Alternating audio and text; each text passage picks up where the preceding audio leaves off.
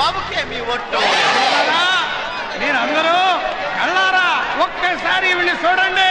సంఘ సేవకురాలు ఒళ్ళు దాచుకోదు కష్టపడద్ది. ఈ అమ్మాయికే ఓటు ఎందుకు వేయాలి అని మీరు అడగొచ్చు.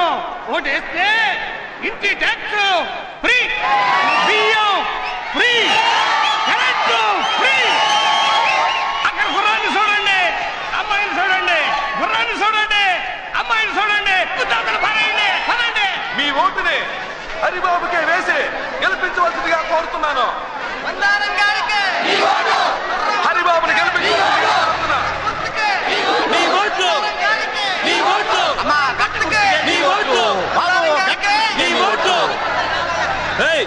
ఈ స్ట్రీట్ లో ముందు మేము వచ్చాం, వెనకెళ్ళండి.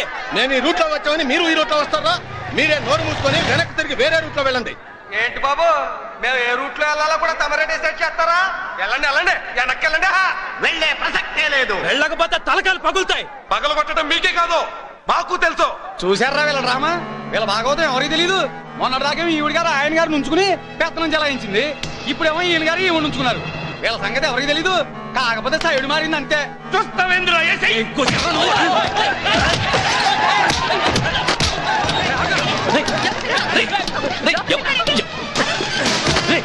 ఎవరా మీరు? మా ఇంటికి వచ్చి గొడవ చేస్తున్నారు. ఎవరు?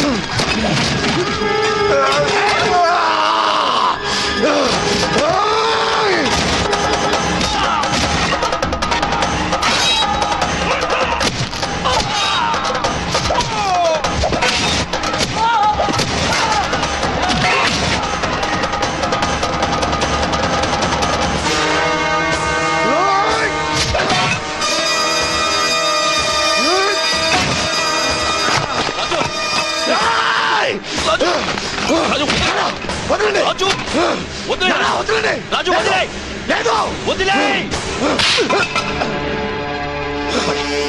కింద పడే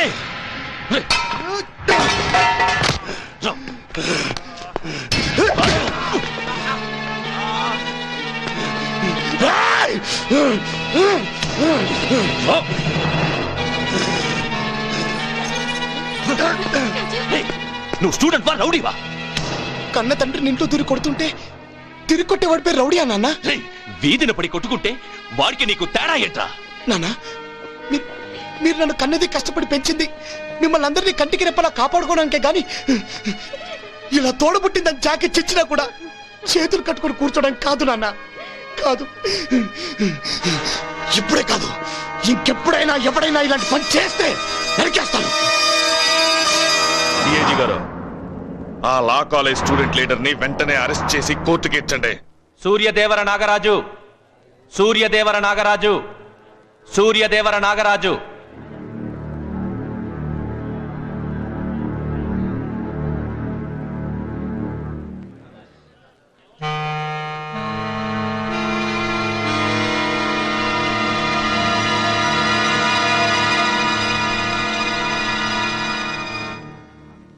నీ పేరు?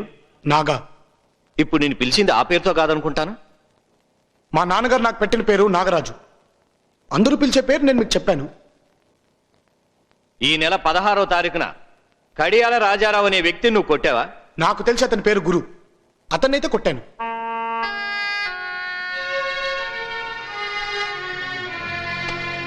కొట్టాను అని ఇంత నిర్భయంగా నిస్సంకోచంగా అంగీకరించాక ఇంకా విచారణ ఎందుకు? ఇతనికి శిక్ష విధించండి యువర్ ఆనర్. సార్ ప్రాసిక్యూటర్ గారు, నేరానికి శిక్ష ఉంటుంది. అది నేరమో కాదో విచారించక ముందే శిక్ష విధించమంటారేంటి సార్? రాజకీయ పార్టీ కార్యకర్తలు ఘర్షణ పడి మీ ఇంట్లో దూరి మిమ్మల్ని బాత్తే మీరేం చేస్తారు సార్? చేతులు కట్టుకుని వాళ్ళకి నమస్కరిస్తారా?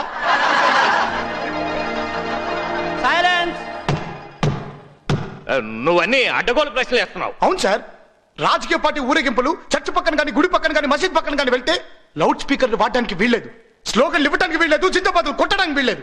కానీ మన ఇళ్ళ దగ్గర మాత్రం చెవులు పగిలిపెట్టేట్టు అనవచ్చు. ఆమె కరెక్ట్? ఏమిచ్చారు ఈ అన్యాయం? రాజకీయ నాయకుల వీరావేశానికి అనారోగ్యంగా ఉండేవాడి గుండె ఆగిపోయినా, కోపం వచ్చేవాడిని బాధినా, నోటికొచ్చిందలా అరిచినా మేము సహించాలా? రాజకీయాలంటే నీకు అసహ్యమా? అభిమానం సార్. ప్రజలే నా దేవుళ్ళు, సమాజమే నా దేవాలయం, ప్రజల కోసమే నేను బ్రతుకుతున్నానన్న మహానుభావులకు చేతులెత్తి నేను నమస్కరిస్తున్నాను. కానీ సారా ప్యాకెట్లు పంచి బిర్యానీ పొట్లాలు ఇచ్చి ఎలక్షన్ రోజున చేతులు 100 రూపాయలు పెట్టేవాళ్ళంటే నాకు అసహ్యం సార్. కాలేజీలో కాపీ కొట్టి పాస్ అవ్వడం ఎంత తప్పో ఎలక్షన్ లో కరెన్సీ వాడి గెలిచిన అంతే తప్పు సార్. ఎప్పుడు ఏ పార్టీ వాడికి అల్లరి చేయాలని బుద్ధి పుడుతుందో తెలియదు. అరే, ఎవడు తల పగలు కొట్టిపోయి ఏ అమ్మాయి కూడా తల పగలు కొడతాడో కూడా తెలియదు. అయితే ప్రచారమే వద్దంటావా? ప్రచారం వద్దని నేను అంటోలేదు సార్, ప్రజల్ని డిస్టర్బ్ చేయొద్దంటున్నాను. ప్రచారం పేరుతో కోట్ల రూపాయలు తగలబెట్టొద్దంటున్నాను సార్.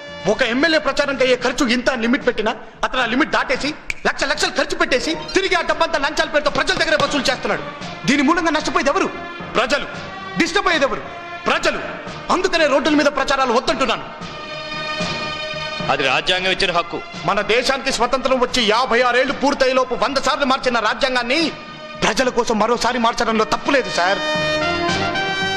అభివృద్ధి చెందిన అమెరికా వంటి ఎన్నో దేశాలు సైతం టీవీ మీడియా ద్వారా ప్రచారాన్ని సాగిస్తున్నాయి.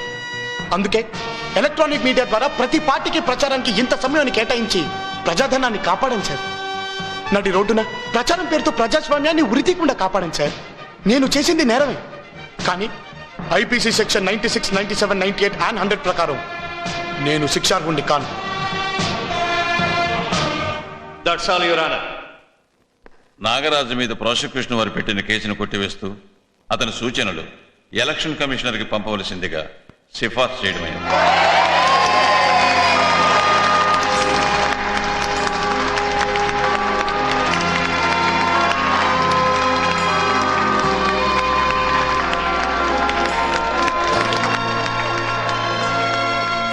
నీ కొడుకు సామాన్యుడు కదయ్యా, భవిష్యత్తులో చాలా గొప్పవాడవుతాడు.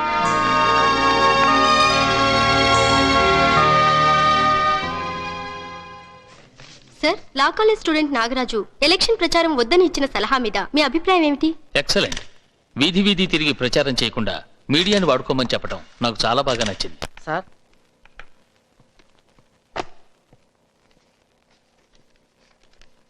మిస్టర్ నాగరాజు, నీకు ఇంటి దగ్గర నుంచి అర్జెంట్ మెసేజ్ వచ్చింది. You can go.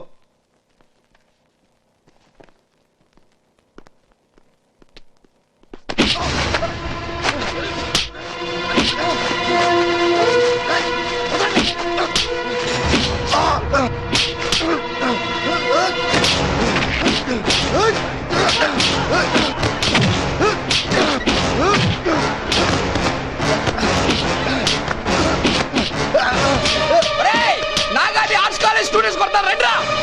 రే ఆగండి రే. తొందర రండి రా, పడిపోతారు.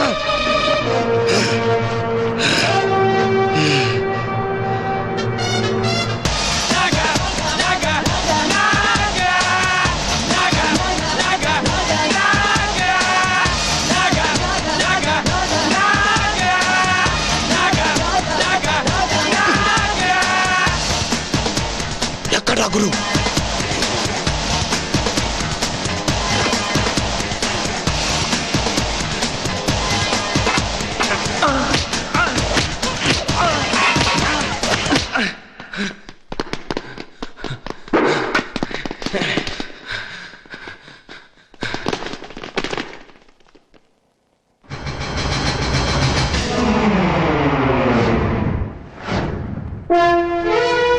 రారా.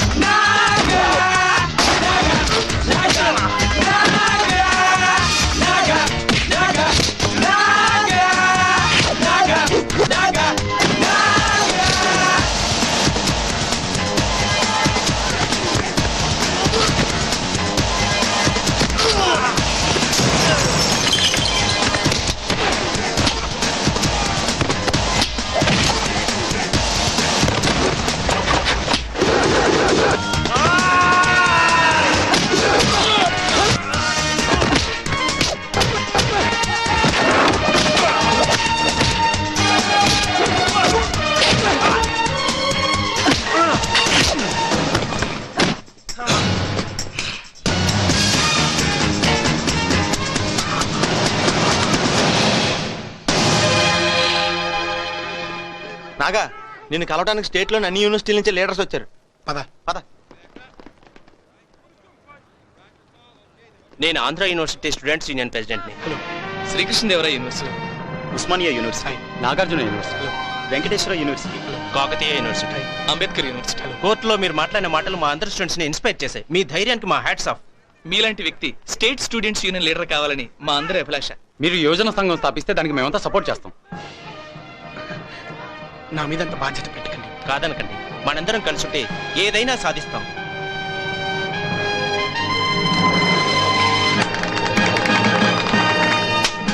విద్యార్థి నాయకుడు నాగరాజు, విద్యార్థి నాయకుడు నాగరాజు, విద్యార్థి నాయకుడు నాగరాజు, విద్యార్థి నాయకుడు నాగరాజు, విద్యార్థి నాయకుడు నాగరాజు, విద్యార్థి నాయకుడు Nagaraju. Congratulations. Thank you sir. మంచి పనులు చేయడానికి విద్యార్థులంతా ఏకమై యోజన సంఘం స్థాపించారు. ఈ శక్తి ముందు ఏ శక్తి చాలదు. మన ప్రీతమ నాయకుడు ముఖ్యమంత్రి గారు యువకులు ప్రజాసేవలో పాలు పంచుకోవాలని నాకు ఎమ్మెల్యే టికెట్ ఇచ్చి నిలబెట్టారు. కానీ హోమ్ మినిస్టర్ ప్రతిపక్ష నాయకుడితో చేతులు కలిపి లోపాయికారిగా మందారాన్ని నిలబెట్టాడు. వాళ్ళకి కండబలం, డబ్బు బలం దండిగా ఉంది. కనుక నేను మీ సహాయం కోరొచ్చాను. మీరు నాతో సహకరిస్తే నేను తప్పకుండా గెలుస్తాను. మంచి పనులు చేయాలనుకునే వారికి మా యువతరం సపోర్ట్ ఎప్పుడూ ఉంటుంది.